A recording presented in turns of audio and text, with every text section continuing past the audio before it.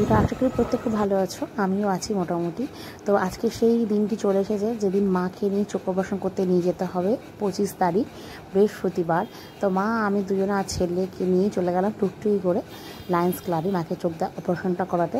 তা মা আমাদেরকে একটু টেনশন করছিল, তো ঠিক আছে। তো চলে আসলাম চাবি কেটে। তো চাবি কেটে তো একটু গেট পড়েছে বলে একটুখানি দাঁড়াতে হলো কিছুক্ষণ। 9:30টার মধ্যে ওখানে ঢোকার কথা, তো 9:30টার মধ্যেই ঢুকে গেছি আমরা। 2-3টে ট্রেন গেল, তারপরে মাকে নিয়ে আস্তে আস্তে চলে গেলাম। তো এবার ভেতরে ঢুকে যাবো। টুকটুক গেলে বাইরে বেরোতে দেখো ভেতরে পরিস্থিতিটা কী ভিড়, প্রচুর অপারেশন হয়েছে এবং ভালো ভালো ডাক্তার বৃহস্পতিবার দিন করে বসে। এখানে কাউন্টারে টাকা জমা দিতে হয়, আর এখানে ভেতরে এমনি রুগীরা দেখে। আর মাকে অপারেশন করাতে হয়ে নিয়ে গেছিলাম 10 তলায়।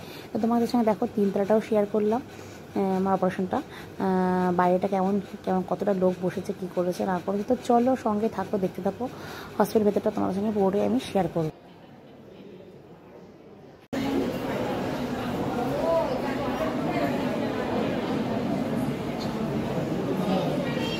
মাকে অনেকক্ষণ আগেই নিয়ে এসেছি হলো এসে খাওয়া হয়ে গেছে। এই দেখো মা, এই দেখো চোখটা অপারেশন করানো হয়ে গেছে। তো চোখটা ভালোই হয়েছে অপারেশন মোটামুটি। তো কালকে একবার 7টার সময় আমার নিয়ে যাবো মাকে চোখ অপারেশন করাতে, চোখটা একটু চেক আপ করাতে। তা মা ভাত খেয়েছে, এখন একটুখানি শোবে। মা এমনি স্নান করেই গিয়েছিল। তো আমিও ভাত খাওয়া হয়ে গেছে। নিয়ে এসেছিলাম ছেলের জন্য বিরিয়ানি, চিকেন বিরিয়ানি। বড় ছেলেকে নিয়ে গেছিলাম যেহেতু, তো বিরিয়ানি নিয়ে এসেছি, ওর জন্য ও খেয়েছে আর আমি খেয়েছি। হলো বাড়িতে রান্না হয়েছে আলু পরোটা তরকারি আর তেলাপিয়া মাছ, সেটা দিয়ে আমরা সবাই মিলে খেলাম। তো চলো একটু রেস্ট নিই, কারণ সেই 9:30 থেকে আমাদের যুদ্ধ চলছে। যুদ্ধ অলরেডি শেষ হলো। তো চলো একটু রেস্ট নিই, তারপর তোমাদের শেষে কথা বলছি সন্ধ্যাবেলা। আবার পড়িতে পারছি ঠিক 5:30। তো উঠে পড়লাম, একটু চা খেতে হবে, কারণ চাটা না খেলে ভালো লাগছে না, নেশা নেশা মনে হচ্ছে। তাই এই যে চা, আর এই যে মাও চা খাওয়া গেছে, যে মা বসে রয়েছে। আর এই যে তা চা খেলো, আর মা একটু বিস্কুট দিয়ে চা খেলো। বিছনা বিরিয়ানি নিচে নামাও। তাও এবারে আমার ছেলে খাবে যে বিরিয়ানি, যাকে ছেলে বিরিয়ানি খেতে বসে গেছে, ছেলের বিরিয়ানিটা পড়ে রয়েছে। নিচে বাবা নিচে বসে যাও, নিচে বসো। তাই হলো বিরিয়ানি খাচ্ছে আর আমরা সব বসে বসে চা খাচ্ছি, ব্যাস তাহলেই হয়ে যাবে। আর একটু বেরোবো, কালকে কাকা শ্বশুরের ঘরের নেমন্তন্ন আছে, কাকা শ্বশুরের জন্মদিন। তো তার জন্য একটু কিছু কিনতে তো হবেই, গিফট দিতে হবে। তো তার জন্য ভাবছি একটু লুঙ্গি কিনে দেবো, কাকা লুঙ্গি পরে। তো তার জন্যই যাবো। চলো, তো আমি চাটা খেয়ে একটু রেস্ট নিই। পুজো দিতে হবে, সবথেকে বড় কথা পুজো দিতে। আজকে বৃহস্পতিবার, পুজো দেওয়া হয়নি, এখনই পুজো দিতে বসে যাবো গাটা ধুয়ে। চলো সঙ্গে থাকো। বলছিলাম যে কালকে নেমন্তন্ন আছে, তো যাচ্ছি একটুখানি গিফট কিনতে। আর যাব হলো কটা মুদিমাল আনতে, যেমন সার্ফ, একটুখানি ধূপকাঠি, তারপর আবার হলো আর কটা কাটা জিনিস কাটা বাকি আছে, সেগুলো আমার দেখো মুখ পুরো কালো হয়ে গেছে, এত গরমে ভালো লাগছে না। তো কাকা শ্বশুরের অনেকটা জিনিস আনতেই যেতেই হবে। তো সেই জন্যই বেরোচ্ছি। সুজা এখন আসেনি, ঘড়িতে এখন 7:15 বাজে। তো আমি বেরিয়ে যাচ্ছি। যদি সুজের সঙ্গে দেখা হয় তো দেখা হবে, না হলে না হবে। একা একাই বাজার চলে যাবো, একা একাই ব্যাক করে আসবো।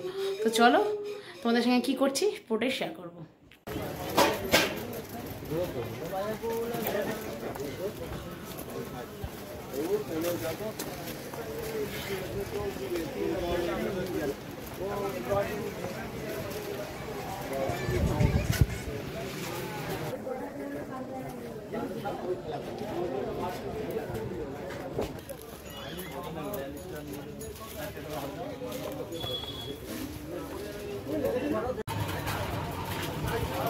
কি নেবে?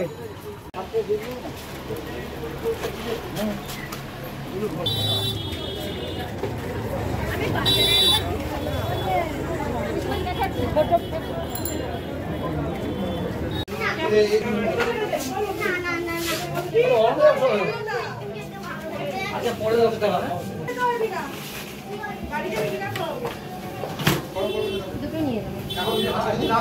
তো অনেক কিছু করে চলে এসেছি অনেকক্ষণ আগে।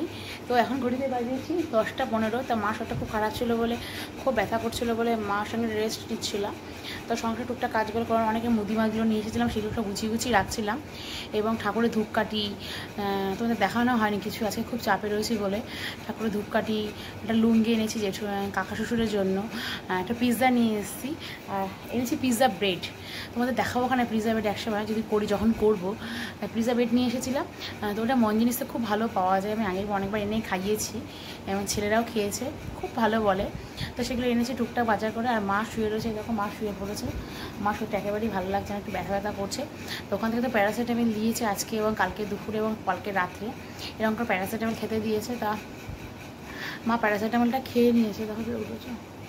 প্যারাসিটামল খেয়ে মাকে একটু সুজি করে দিয়েছিলাম, মা সুজি খেয়ে মাকে বললাম ভাত খাও, তা মা বলে না ফেনা ভাত খাবো না, তা সুজি করে দিলাম, মা খেয়ে শুয়ে পড়লো। তো চলো আমিও তার থেকে শুয়ে পড়েছি। মাকে কালকে আবার নিয়ে যেতে হবে 9:30 8:30টার সময় ডাক্তার দেখাতে, একটু চেক আপ করানোর জন্য। তা আমি গা ধা ধুয়ে সব, আর আমি আর মাই শুয়েছি, আর সব বাইরে চলে গেছে শুতে, ওই ঘরে শুতে গেছে, সুজির ঘরে, ওখানে কুলার চালিয়েছে, ওখানেই শুতে গেছে। তো চলো আজকে ব্লগটি এখানে শেষ করলাম। গুড নাইট, শুভরাত্রি। অন্যদিন নতুন সকাল নিয়ে তোমাদের সামনে হাজির হবো, ততক্ষণের জন্য টাটা।